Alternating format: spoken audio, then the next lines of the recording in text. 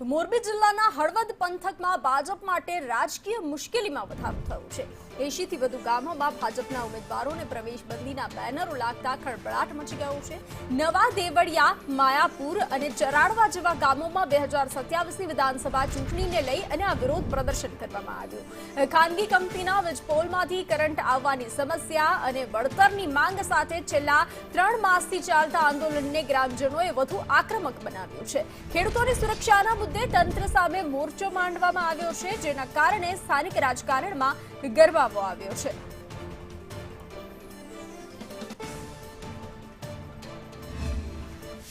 ગામમાં વીજપોલ ને લાઇનને વિરોધને લઈને બેનર લગાવવામાં આવ્યું છે કે જ્યાં સુધી એનું કોઈ નિરાકરણ ન આવે ત્યાં સુધી ભાજપવાળા કોઈએ ગામમાં પ્રવેશ કરવો નહીં।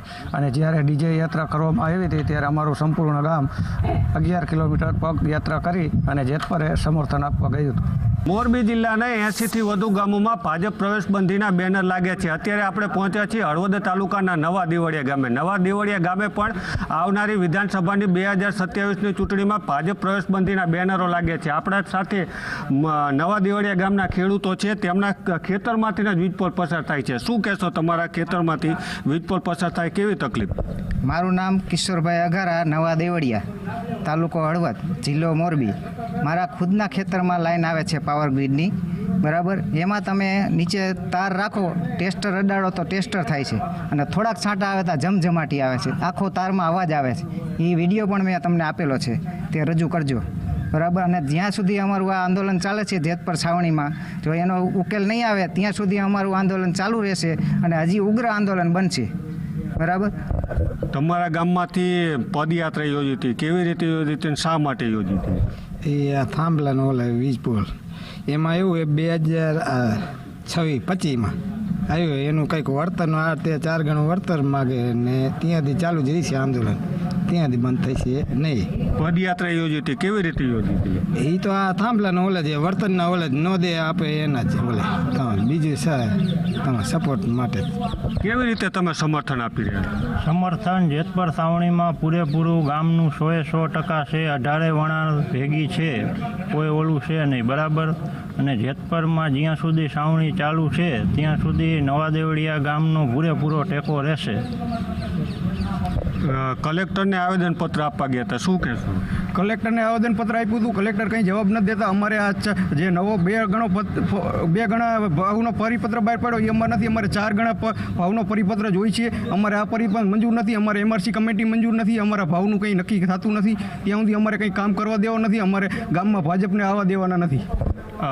ગામમાં ભાજપને આવવા દેવાના નથી, પણ તમારી માંગ નહીં સંતોષાય શું કરશો? આગામી રણનીતિ શું રહેશે? અમારી માંગ નહીં સંતોષ આગળ અમારે જેતપર છાવણીવાળા જે અમને સૂચના આપશે એ પ્રમાણે અમારે કામ કરવાનું છે, આગળ ચાલુ રાખવાનું છે। અત્યારે ભાજપના તમે પ્રવેશબંધીના બેનર લગાવ્યા, તો ભાજપ જે પ્રકારે ચૂંટણી આવે તો એનો વિરોધ કેવી રીતે થશે? એ તો આગળ જોતો જઈશું, જેમ થાય ચૂંટણી નહીં આવે તમે મતદાનનો જ બહિષ્કાર કરવાનો છે આખા। તો જે પ્રકારે જેતપર ખાતે જે આંદોલન ચાલી રહ્યું છે તેને નવા દેવળિયા ગામનું સમર્થન છે। નવા દેવળિયા ગામે ભાજપ પ્રવેશબંધીનું બેનર લાગ્યું છે। ખેડૂતોની માંગ ક્યારે સંતોષાશે તે જોવાનું રહ્યું। જગદીશ પરમાર, સંદેશ ન્યૂઝ, મોરબી। ખાનગી કંપની સામે વીજપોલના વળતરની લાંબા સમયથી લડત ચાલી રહી છે અને મોરબી જિલ્લાના જેતપર ગામે છેલ્લા 3 માસથી આંદોલન ચાલી રહ્યું છે। મોરબી જિલ્લામાં 80 થી વધુ ગામોમાં ભાજપના ઉમેદવારને પ્રવેશબંધીના બેનર લાગી ચૂક્યા છે અને તેને લઈ અલગ અલગ જગ્યાએ આપણે રિયાલિટી ચેક કરીએ છીએ અને અત્યારે આપણે પહોંચ્યા છીએ હળવદ તાલુકાના નવા દેવળિયા ગામે। નવા દેવળિયા ગામે અહીંયા બેનર ગેટમાં જ લગાવેલો છે, તેમાં લખ્યું છે કે આગામી 2027ની વિધાનસભાની ચૂંટણીમાં ભાજપ પક્ષે નવા દેવળિયા ગામે મત માંગવા આવવું નહીં। આ રીતનું અહીંયા બેનર લગાવવામાં આવ્યું છે અને આવું મોરબી જિલ્લાના 80 થી વધુ ગામોમાં લગાવવામાં આવ્યું છે।